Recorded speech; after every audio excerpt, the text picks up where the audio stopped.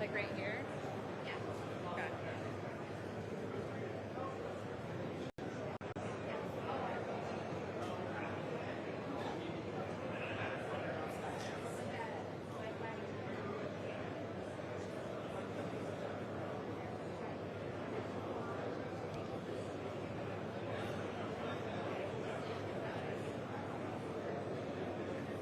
Right here?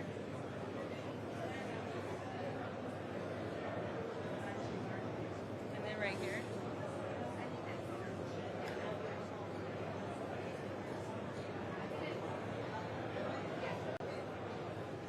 He's really calm. Okay. 1 2 1 2 3 1 2 3 4 1 2 1 2 3 1 2 1 2 3 Vice President JD Vance 1 2 3 1 2 3 1 2 1 2 3 4 5 6 7 8 9 10 1 2 1 2 3 Hello, Ambassador Huckabee, how are you? 1 2 3 1 2 1 2 3 Checking audio quality 1 2 3 1 2 3 I hope the audio quality is good. 1 2 3 4 5 6 7 8 9 10 2-minute warning. Everybody, please mute your phones. Please mute your phones. Thank you very much. 1 2 3 I hope the audio is good. Always make sure that 1 2 3 2-minute warning. Yeah.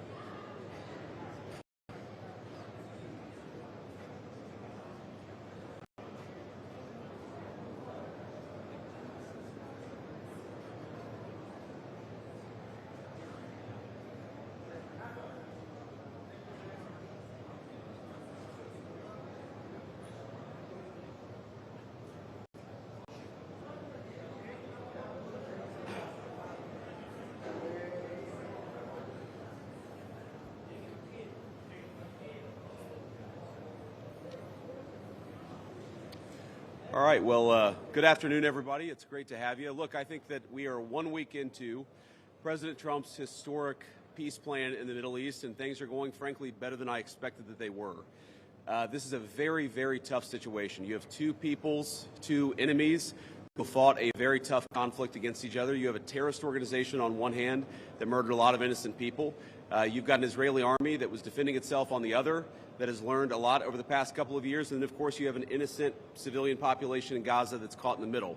But we're here at the Civilian Military Cooperation Center, which we are announcing the opening of. You have Israelis and Americans working hand in hand to try to begin the plan to rebuild Gaza, to implement a long-term peace, and to actually ensure that you have security forces on the ground in Gaza, not composed of Americans, who can keep the peace over the long term. So we've got a lot of work left to do. This is going to take a very, very long time, but I think Steve Witkoff, Jared Kushner, and Admiral Cooper behind me have done an incredible job.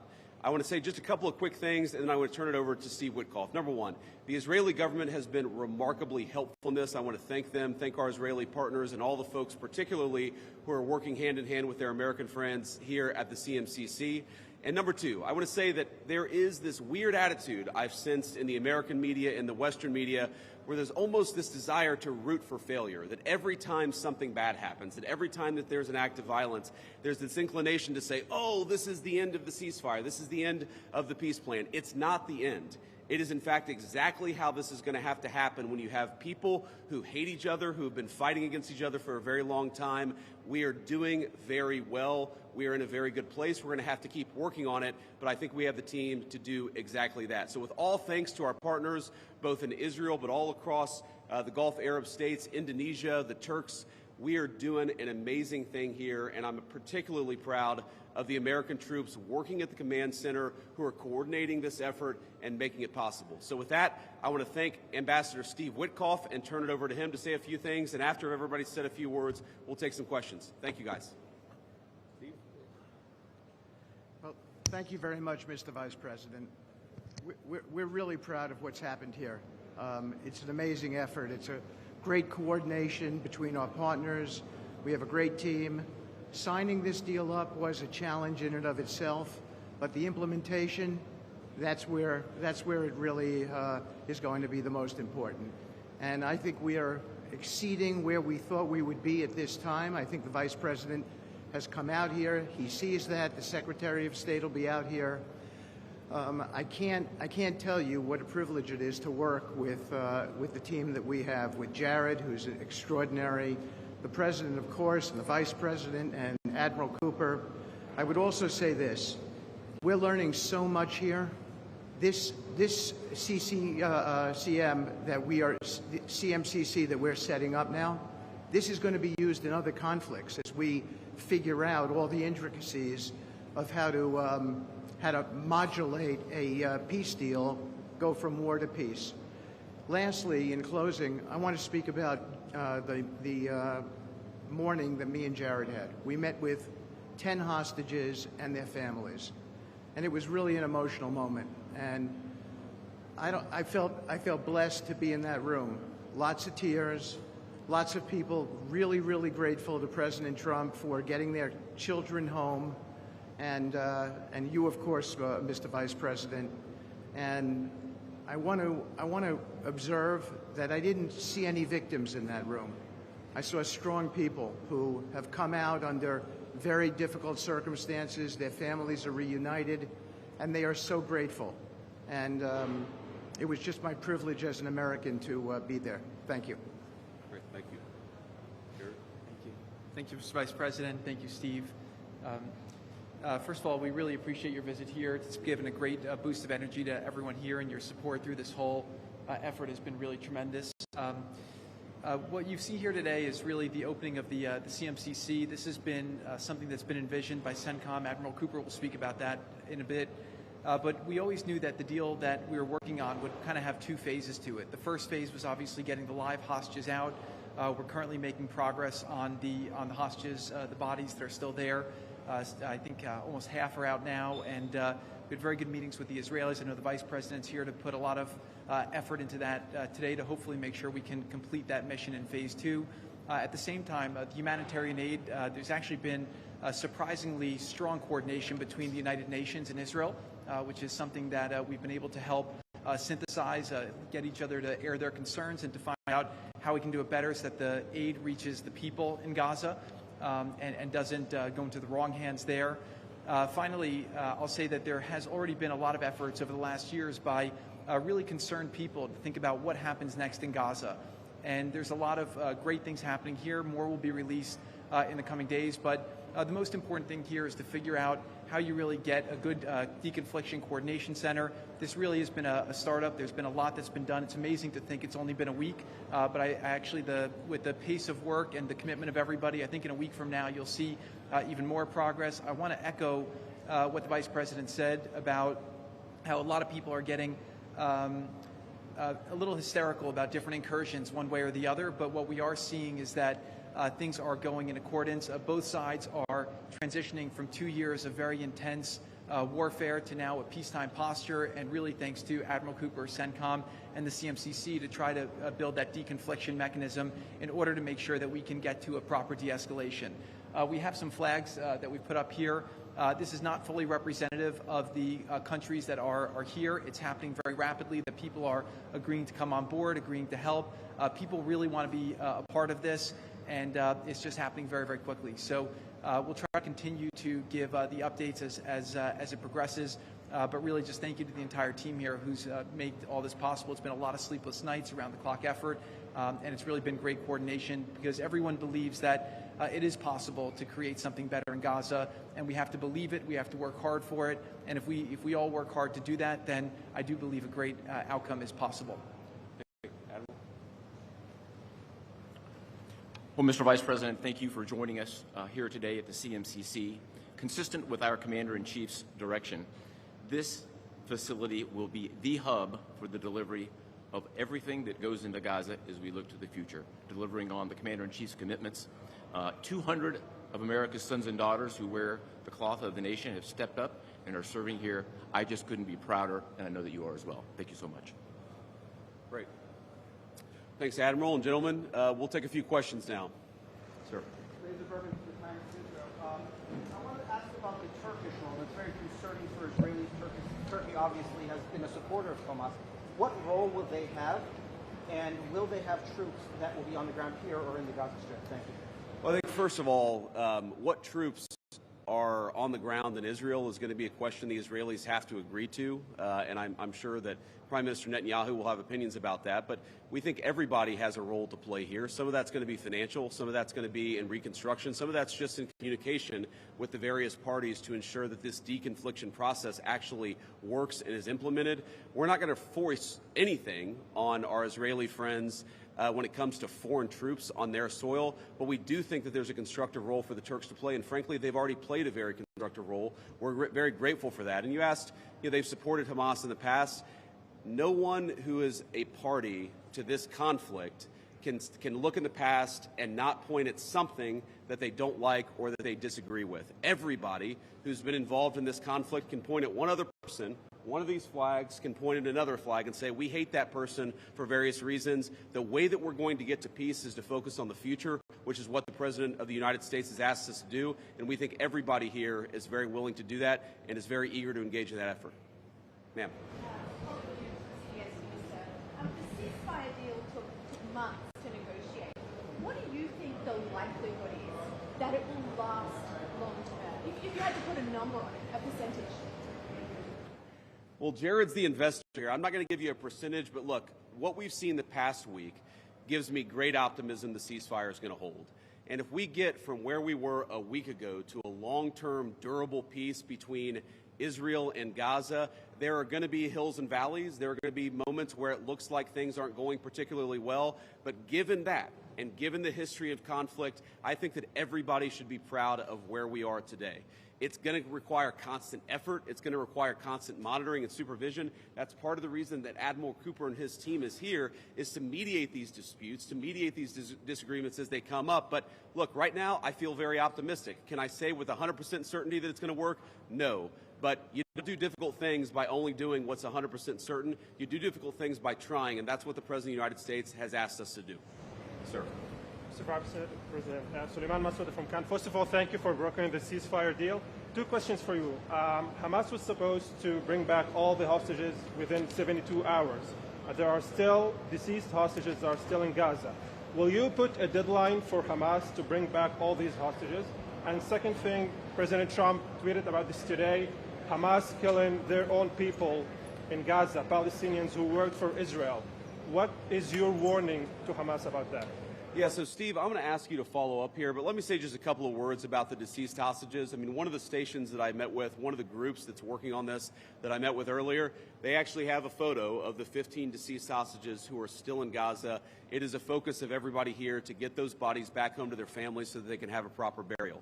Now, that said, this is difficult. This is not going to happen overnight. Some of these hostages are buried under thousands of pounds of rubble. Some of the hostages, nobody even knows where they are. That doesn't mean we shouldn't work to get them, and that doesn't mean we don't have confidence that we will. It's just a reason to counsel in favor of a little bit of patience. This is going to take a little bit of time. And look, our warning to Hamas is very straightforward. The terms of the 20-point plan that the president put out there is very clear. It's supported not just by Israel, but by all of our Gulf Arab friends. It's that Hamas has to disarm. It's that Hamas has to actually behave itself, and that Hamas, while all the fighters can be given some sort of clemency, they're not going to be able to kill each other, and they're not going to be able to kill their fellow Palestinians. Now, again, that's going to take a little bit of time. We're talking about how to set up the security and humanitarian apparatus to put all this in place. But right now, where I stand, I feel confident that we're going to be in a place where this peace lasts, where it's durable. And if Hamas doesn't cooperate, then as the President of the United States has said, Hamas is going to be obliterated. Steve, do you want to add anything about the hostages? I think you said it, sir. Okay, great. Ma'am. Chambers from USA Today. Just to follow up on what you were just saying, how much time does Hamas have to lay down its arms before the United States either takes dramatic action or authorizes its allies to do so? Well, look, the president actually put out a truth this morning that I thought was very instructive. We know that Hamas has to comply with the deal, and if Hamas doesn't comply with the deal, very bad things are going to happen.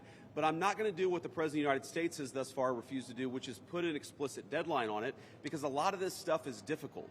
A lot of this stuff is unpredictable. You basically have two regions in Gaza, one of which is relatively safe, I wouldn't say very safe, and one of which is incredibly dangerous. And part of ensuring that we get to a durable peace is to broaden the scope of the area that's safe.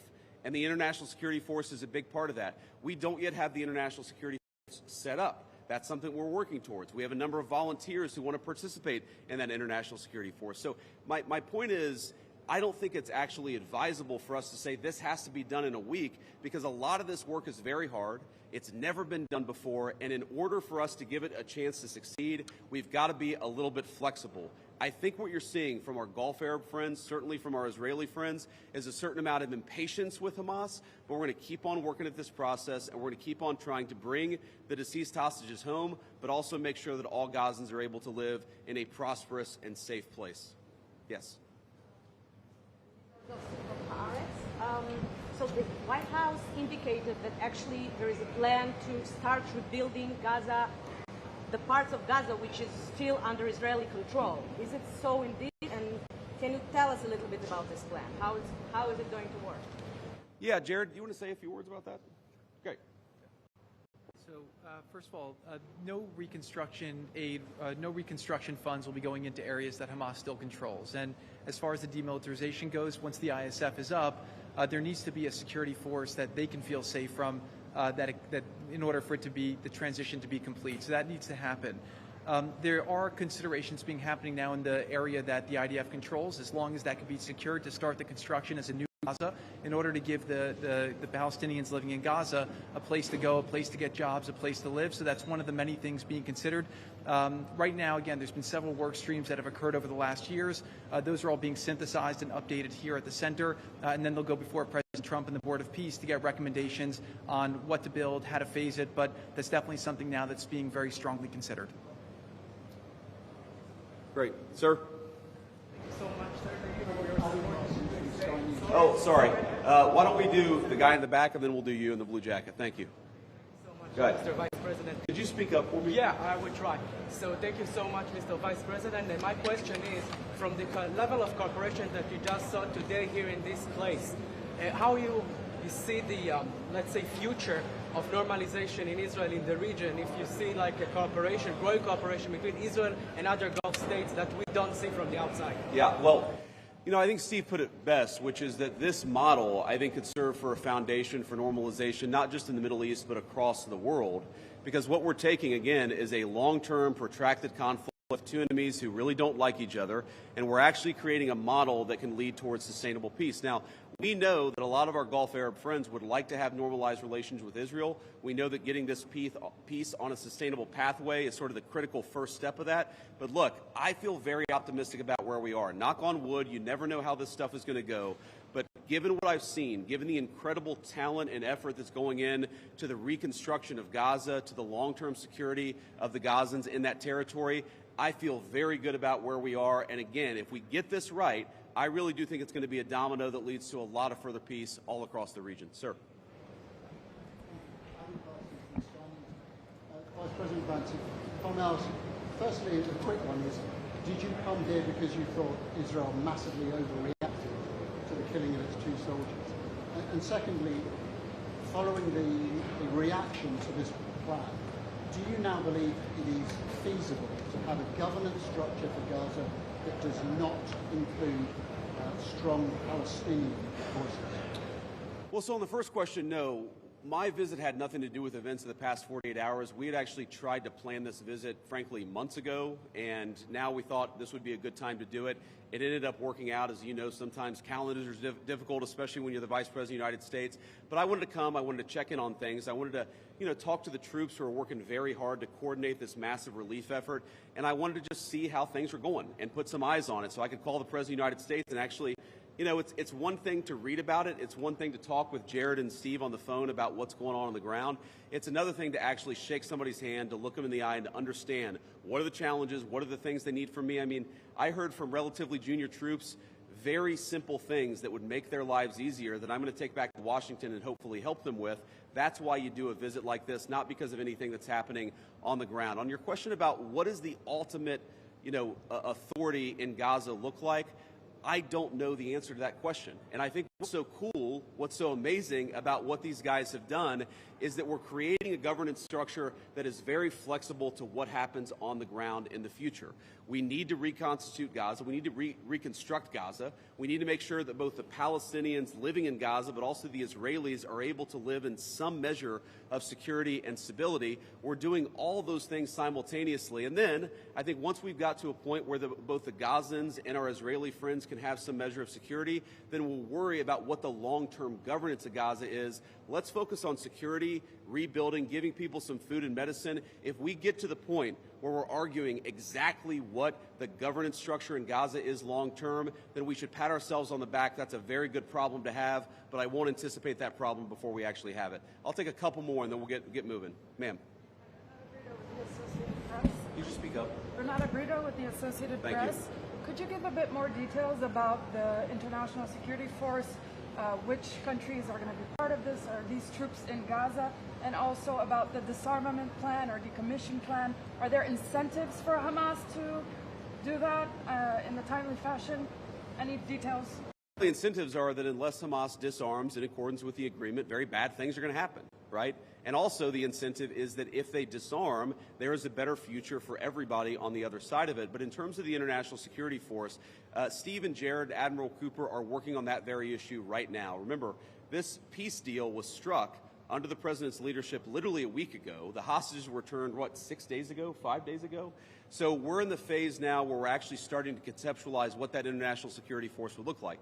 I think it's important for Americans to know a couple of things. Number one, there are not going to be American boots on the ground in Gaza. The President of the United States has made that very clear. All of our military leadership has made that very clear. What we can do is provide some useful coordination. How do you take, the Gulf Arab states, plus Israel, plus plus the Turks, plus the Indonesians, how do you actually get those folks to work together in a way that actually produces long-term peace? The only real mediators are the United States of America. And so that's the role that we're going to play. I think the American people should be proud of it, but they should know that there are going to be no American boots on the ground in Gaza. Sir, in the back. I'd like to ask about a different threat. We see Iran rearming again, trying to build again their nuclear weapon. Could we expect in Israel to see the U.S. Army attacking again in Iran? Could you ask the very last part? Could we expect the U.S. Army to attack again in Iran like you did in the last time in Fordow? Well, I'm not going to make any announcements here today. The President of the United States has been very clear about our policy with regards to Iran. It's that he actually wants Iran to be prosperous. He wants to have good relations with the Iranians, but they cannot have a nuclear weapon. And so we're going to keep on using and exhausting every diplomatic means possible to try to ensure that Iran does not have a nuclear weapon. That's our focus, and that will remain our focus for the indefinite future. Let me just leave us with one final thought here. So I've been to Israel once in my entire life. I came for about 36 hours, and as a Christian, I think the world's Christians will know that this country, that this region of the world means a great deal to me. And at some point today, I hope to go, or at some point in the next couple of days, I should say, I hope to go to the Church of the Holy Sepulchre, which Christians believe is the site that Jesus Christ was crucified in. And I know that Christians have many titles for Jesus Christ, and one of them is the Prince of Peace.